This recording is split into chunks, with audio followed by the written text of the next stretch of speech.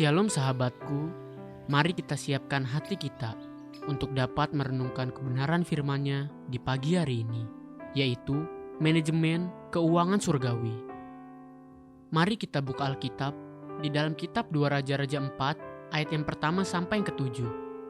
Salah seorang dari istri-istri para nabi mengadukan halnya kepada Elisa sambil berseru, "Hambamu, suamiku, sudah mati dan kau ini tahu bahwa hambamu itu takut akan Tuhan. Tetapi sekarang penagih hutang sudah datang untuk mengambil kedua orang anakku menjadi budaknya." Jawab Elisa kepadanya, "Apakah yang dapat kuperbuat bagimu? Beritahukanlah kepadaku apa-apa yang kau punya di rumah." Berkatalah perempuan itu, "Hambamu ini tidak punya sesuatu apapun di rumah, kecuali sebuah buli-buli berisi minyak." Lalu berkatalah Elisa, "Pergilah, mintalah bejana-bejana dari luar, daripada segala tetanggamu, bejana-bejana kosong, tetapi jangan terlalu sedikit. Kemudian masuklah, tutuplah pintu, sesudah engkau dan anak-anakmu masuk. Lalu tuanglah minyak itu ke dalam segala bejana. Mana yang penuh, angkatlah."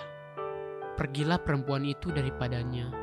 Ditutupnyalah pintu sesudah ia dan anak-anaknya masuk. Dan anak-anaknya mendekatkan bejana-bejana kepadanya, sedang ia terus menuang. Ketika bejana-bejana itu sudah penuh, berkatalah perempuan itu kepada anaknya, "Dekatkanlah kepadaku sebuah bejana lagi." Tetapi jawabnya kepada ibunya, "Tidak ada lagi bejana." Lalu berhentilah minyak itu mengalir.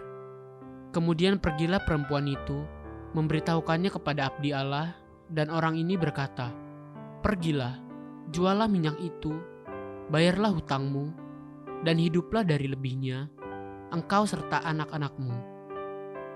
Ada masa-masa sulit yang mungkin saja dialami oleh manusia, termaksud oleh hamba Tuhan sekalipun, atau keluarga hamba Tuhan yang takut Tuhan sekalipun. Tuhan bisa saja mengizinkan mereka berjalan melewati masa-masa sukar di dalam hidup mereka. Ada seorang janda nabi yang mengadukan halnya kepada Elisa.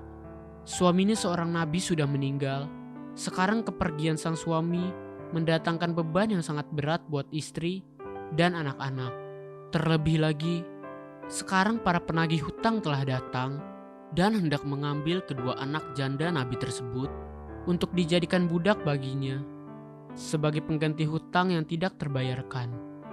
Tuhan melalui Elisa kemudian melakukan mujizat di hadapan janda nabi dan anak-anaknya untuk menunjukkan kedaulatan dan kekuasaannya yang luar biasa.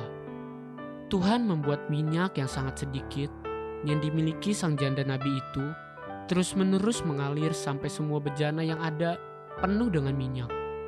Kemudian, pengajaran luar biasa tentang manajemen keuangan surgawi mulai dinyatakan oleh Tuhan melalui mulut Elisa pada janda nabi tersebut. Coba perhatikan sekali lagi pengajaran tersebut. 2 Raja-Raja 4 ayat yang ketujuh. Kemudian pergilah perempuan itu, memberitahukannya kepada abdi Allah, dan orang ini berkata, "Pergilah, jualah minyak itu, bayarlah hutangmu, dan hiduplah dari lebihnya, engkau serta anak-anakmu." Perhatikan konsep kebenaran ini dari urutannya. Pertama-tama, dari hasil penjualan atau hasil pendapatan yang diterima sang janda nabi dari Tuhan itu, Elisa berpesan, "Bayar hutangmu." Kemudian setelah itu, barulah dikatakan, "Hiduplah dari lebihnya, engkau serta anak-anakmu."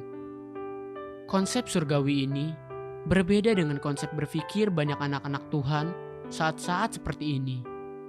Ketika kita menerima kelegaan dan berkat-berkat, apa yang kita lakukan dengan uang dari berkat-berkat tersebut? Apakah kita gunakan untuk memuaskan nafsu kita sendiri dengan membelanjakan hal-hal yang sekedar menyenangkan diri sendiri, sampai-sampai kita lupa bahwa kita masih punya hutang? Seperti itukah hidup kita? Bahkan untuk memenuhi kebutuhan sehari-hari pun, firman Tuhan yang disampaikan Elisa kepada janda nabi tersebut adalah, "Pergilah, jualah minyak itu, bayarlah hutangmu, dan hiduplah dari lebihnya, engkau serta anak-anakmu." Hingga sampai matinya dan sampai Elisa pun telah mati, Janda nabi tersebut dan anak-anaknya tidak pernah lagi diceritakan kekurangan apa-apa, sebab mereka hidup dari konsep kebenaran ini. Selesaikan dan bayar hutangmu terlebih dahulu, lalu hiduplah dengan sisanya, dan sekalipun sisa-sisanya, semua itu akan cukup sampai akhir nanti. Ada satu perbedaan yang sangat nyata antara kesenangan yang dari Tuhan, yang benar, dengan kesenangan yang bukan dari Tuhan. Jika kenikmatan itu berasal dari Tuhan, maka engkau harus membayar dahulu harganya, kemudian baru dapat menikmati kenikmatan tersebut. Sebaliknya, kenikmatan yang dunia tawarkan, kita disodorkan untuk menikmatinya terlebih dahulu, baru kemudian kita bayar harganya. Renungkan kebenaran ini sungguh-sungguh. Bukankah hal itu benar demikian? Benar di dalam urusan pernikahan kudus? Kenikmatan di antara suami istri itu hanya benar apabila didahului dengan kekudusan pernikahan. Selebihnya dari itu adalah perselingkuhan. Benar juga di dalam hal keuangan, bekerja, menabung, barulah menikmati hasilnya. Bukan menikmati dahulu, baru bekerja, dan bayar harganya kemudian. Haleluya, sahabatku, mari kita sama-sama berdoa. Bapa Surgawi, terima kasih untuk semua kasih setiamu. Hatiku sungguh bersyukur atas pemeliharaan-Mu selama ini, dan sekalipun aku harus berjalan melewati lembah-lembah kekelaman, aku percaya Tuhan menyertaiku. Amin. Jesus loves you, and so do I.